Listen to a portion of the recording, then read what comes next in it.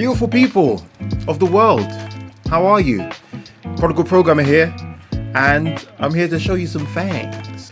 Basically, I went on a boot camp and completed it.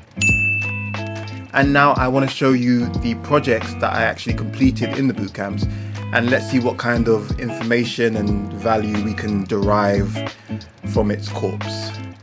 No. Is it alive? I don't know. Okay, let's get straight into it. And just like that, my whole world is transformed.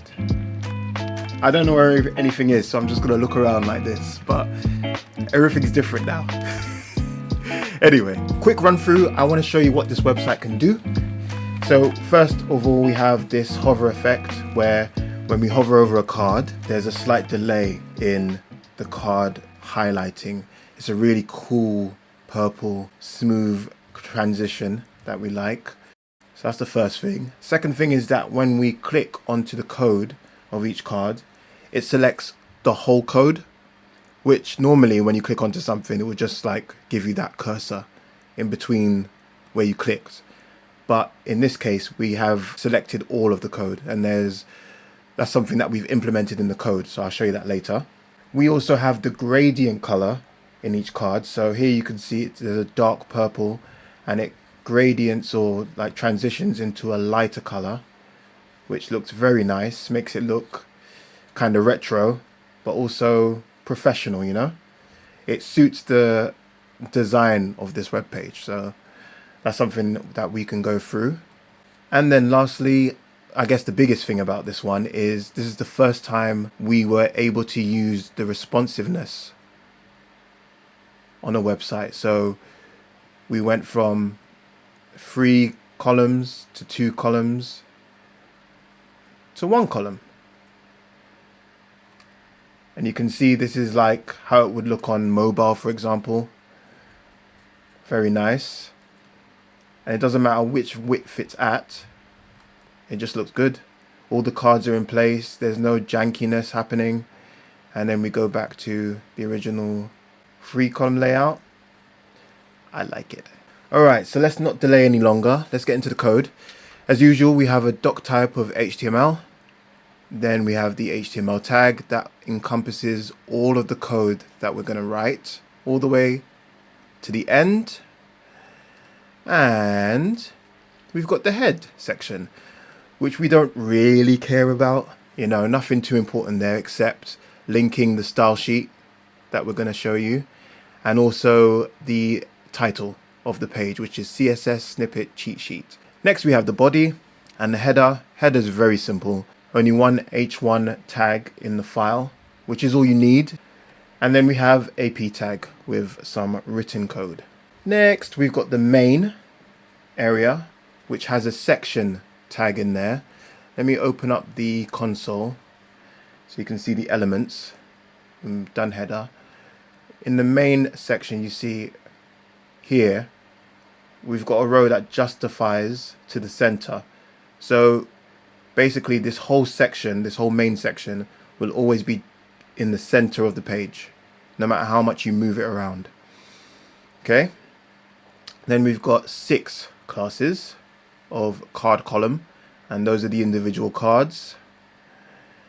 And then inside that figure as well, we've got an h2, we've got a div, which is the body, and then we've got the code, which is called the block, the code block class. Nice. So that's the makeup of the website. Basically, we've got a little footer as well, which is just an h3 section, h3 tag, made with span to add the emoji, and then another piece of text and CSS, which is simply done. I like that it's trying to spread love. I like that message. We all need love, guys. Don't forget that. Right, so now I want to show you about the code block class and why inside you're able to select all just by clicking on the code, and why the text inside is different from all the rest of the text in the page. So you can see it looks all computerized and technologized. That's also something that we've implemented in the code. So let's get into that. Right, so I want to bring your attention to this section here, the div with a class of card column, and then, you know, all the things inside it, the h2, the card body. You'll see here in the code block section, we have a tag called pre, right? Anything that you wrap in this pre tag, it will stay like that on the web page. So for example, we've written in the first section dot row, and then the curly braces, and then a next line, display flex, a next line, flex direction row, a next line, flex wrap. And you can see that's exactly how it turned out. Because obviously, if you just put it in a normal div, it wouldn't wrap the text like this. If I was to change this to div, and then do it, that's what it would look like. Ugly.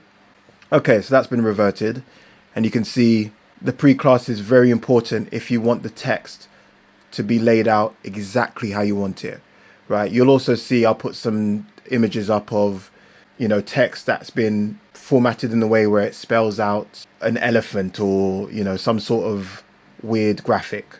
That can be done through the pre tag.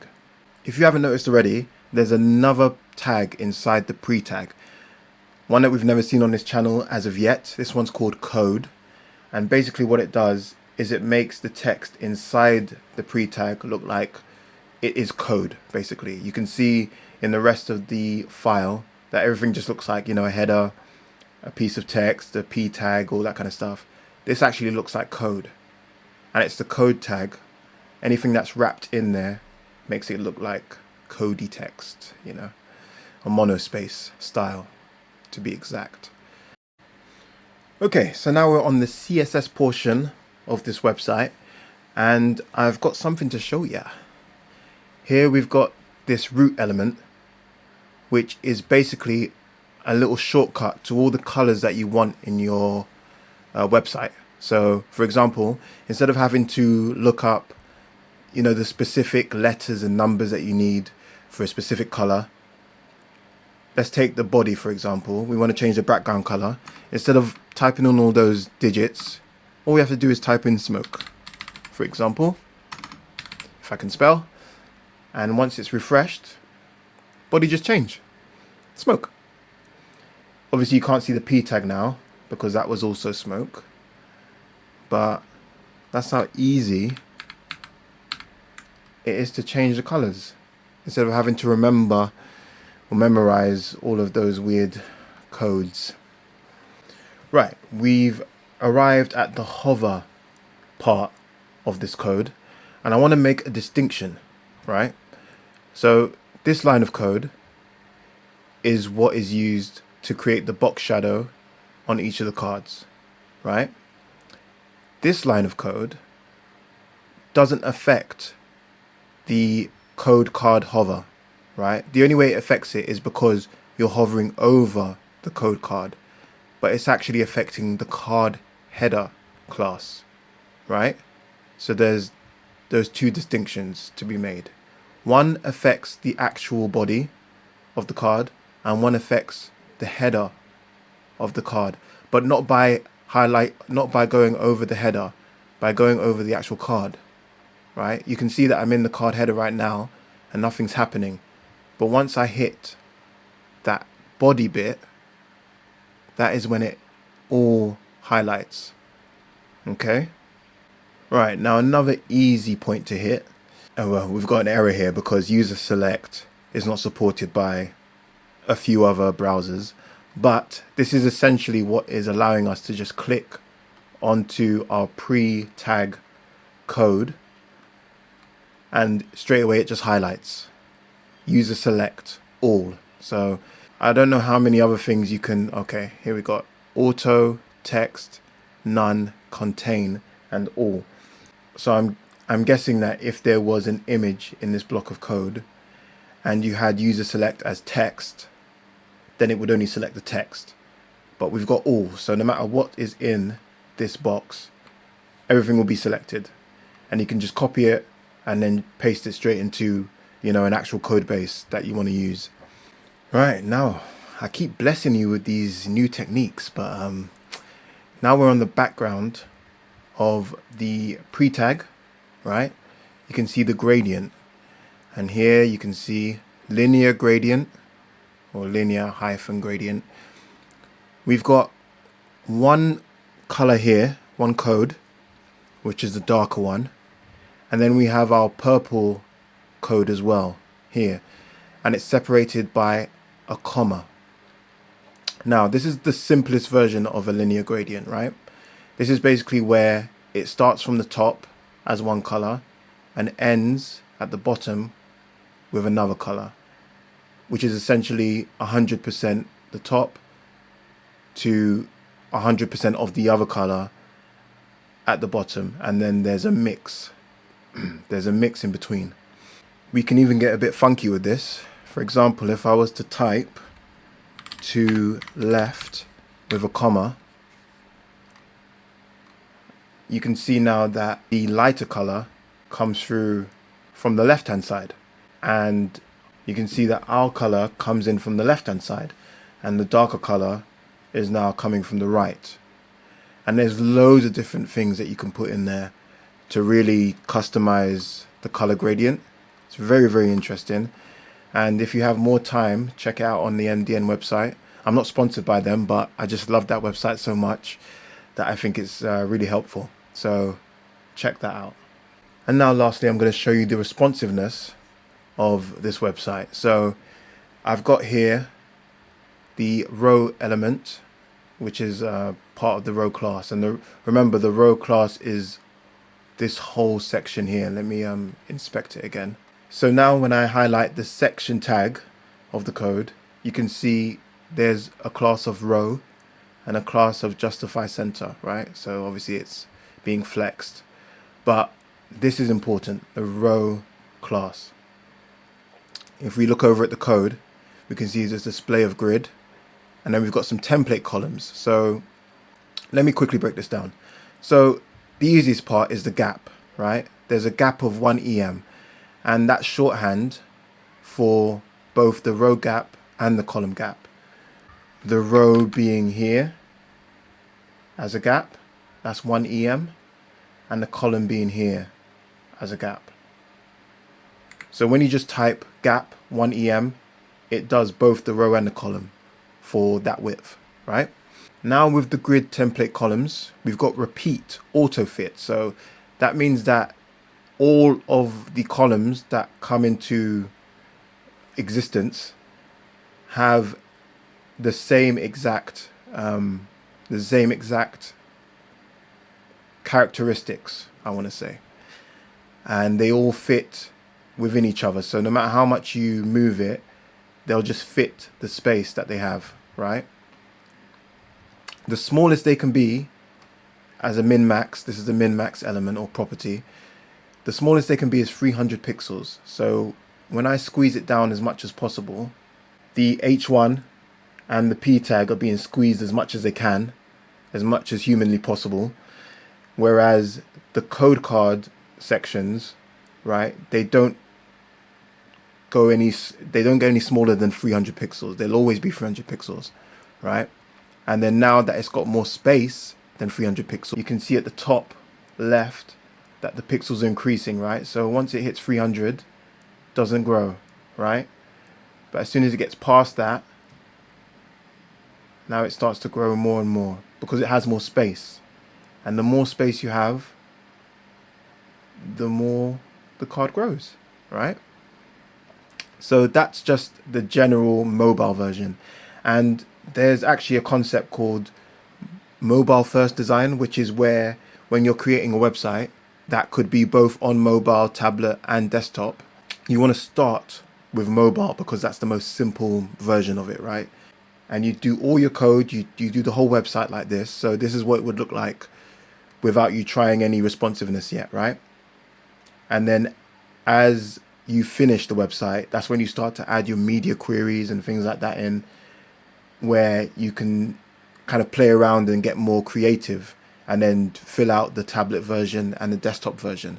One of the reasons why, the tech community talk about mobile first design is because when you do your media queries, that's actually in a different section that you're going to be filling out. And when you do your mobile first design, that's what the website will look like as a default, right? That will be your default code. When you add the tablet version and the desktop version, that's going to be in a whole different section that you type out kind of away from your default code. I'll show you right here actually.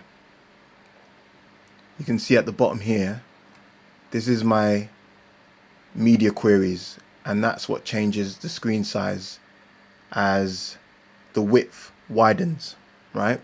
So you can see that it's just completely away, the footers here, completely away from the rest of the code. And I think that's one of the reasons why it's wise to do mobile first design. You know, you get all of that code out of the way, and then you can get creative at the bottom of your code. So as I was saying, 300 pixels at a minimum, and as soon as it has more space, it gets to grow, right? And that's what the 1FR unit is basically. It functions in a way where if it's got enough space, it will just keep growing and growing and growing. As long as nothing is in its way, it will grow as much as it can, right? Now, let's go over to our media query section, and you can see when the min width of the screen, the minimum width is 600 pixels, we want to use row again, the class of row, to do something else with the code. So once we get past, let's look at the pixels at the top. Once we get past 600, you see it changes now. Now there's 2 columns. So now we have a gap of 1.5 EM. So slightly larger gap on both the row and the column. We've got a margin top of 1.5 to separate us from the P tag, make it look a bit more professional. Now the columns are 1FR and 1FR again. So we've got 2 columns. That's what makes it 2 columns. The fact that I've put 2 units in there. It's broken up. Okay, we have again 3 rows repeated, right? Let's tackle min content and max content.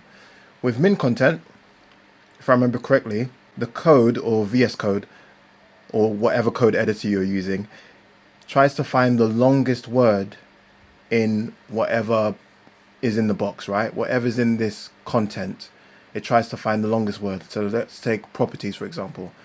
We don't want the box to get so small that properties was to break up into 2 different lines, like prop, and then in another line be RTs. We don't want that, right? So the code, that the way of min content just keeps it as properties by itself. But it doesn't really matter, because if I try to give it to you as small as possible, it will go beyond the 600 pixels and turn back into 1 column. So it's not very relevant. Similarly, with the max content, once the sentence is done being stretched out, it shouldn't really grow any more than that. The reason why it does grow in this context is because there's just space to be taken up. If there was actually less space on this section, so let's say there was another column, for example, then once it got to its max content, which would be this whole sentence, it wouldn't grow anymore if there were extra things on this page, right? But there isn't, so that's why it's growing more. And then we get into the 3 column section, and that's when you pass a minimum width of 1024 pixels. And you can see up there at the top again, as soon as it gets to 1025, we have 3 columns. And this is simply just 3 columns repeated, all 1FR. So all of them are exactly the same width, and they all take up exactly the same space. And then we've also got a margin.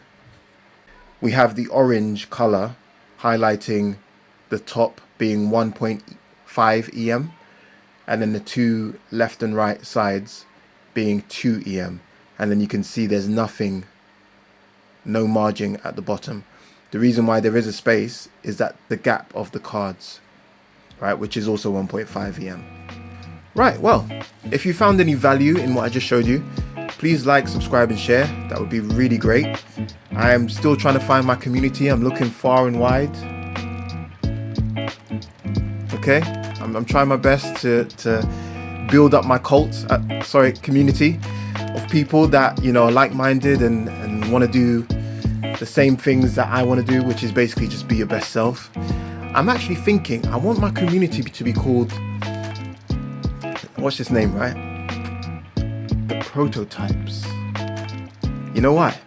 Because the prototype, I mean, the meaning of it is basically, you know, you're at your first iteration of, you know, a product, the prototype, the thing that hasn't been completely finished and perfected and turned into something that you can monetize and promote and stuff like that. It's just like the minimum viable product, if you will, right? And I feel like everyone should kind of think of themselves as a prototype. You know, we're not where we want to be. I don't know anyone who is literally where they want to be. People always want to achieve more and strive for greater things, right?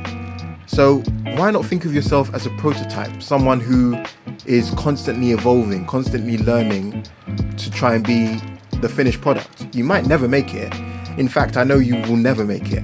But if you call yourself a prototype, it kind of humbles you and keeps you in that mindset where you're forever learning, you're forever just starting out on whatever you want to do. Yeah, you're making progress, but you're still essentially a prototype, someone that's just not fully formed yet, and you're out there trying to do your best. That's what we're going to call everyone, okay? So if you want to be a prototype, subscribe, as I said, share, like, and stay on the journey with me, because it's going to be a long one. Hopefully it's not too bumpy, but see you in the next one.